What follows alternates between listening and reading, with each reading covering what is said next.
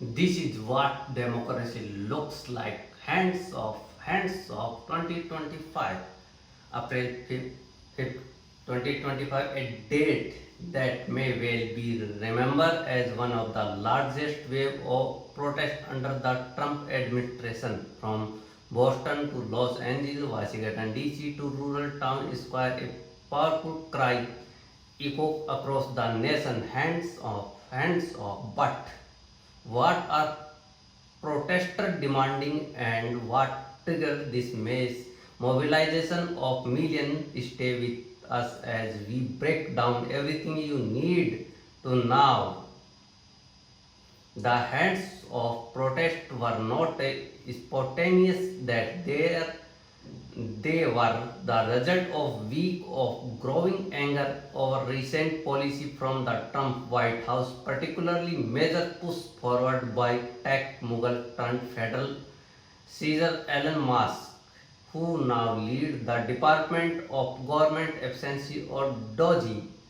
That triggered a wave of mass layoff targeting thousands of federal employees alongside aggressive budget cut in programs like Social Security, Medicare and housing support, all under the banner of streamlining government.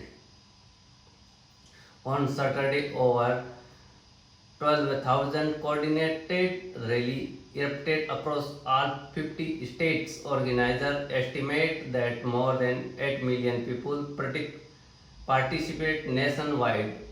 In National Mall, over 3 million people gathered, the largest protest in the capital since the Women's March in 2017. In downtown La, thousands marched with banner reading "Stop the Cut" and "Democracy is not for sale." Boston saw over 1 million people flood the street despite rent and policy presence, cutting food stamps while billionaires get tax break. This is not efficiency, it's cruelty. The protesters were coordinated by a broad coalition of 150 organizations, including labor union, climate justice group, disability rights advocate, LGBTQ plus rights group, and immigrant defense network. The alliance was diverse, unified, and under a single message: hands off. A warning to the administration to stop rolling back right protection and program that millions rely on. These, these are not just policy disagreements, these are threats to our very survival. Ryan state laid off federal workers, protect social security and Medicare, stop rollback of LGBTQ and train right, and family deportation and immigration rights raids depend the Department of Government Efficiency. One of the most emotional moments come from immigrant family protesting ICE raid that have reportedly intensified under the Trump-Musk alliance. Other protested anti-trend legislation that stripped gender-affirming healthcare from public coverage in several states. There are trying to raise us. This is not just policy; it's violence. The protests were not limited to the US. In solidarity, demonstrations broke out in a major cities like London, Paris, Berlin, Toronto, and Sydney. Protesters chanting "Hands of the people" in front of the US embassy. World leaders and international human rights organizations have also voiced concern over recent US policies. We,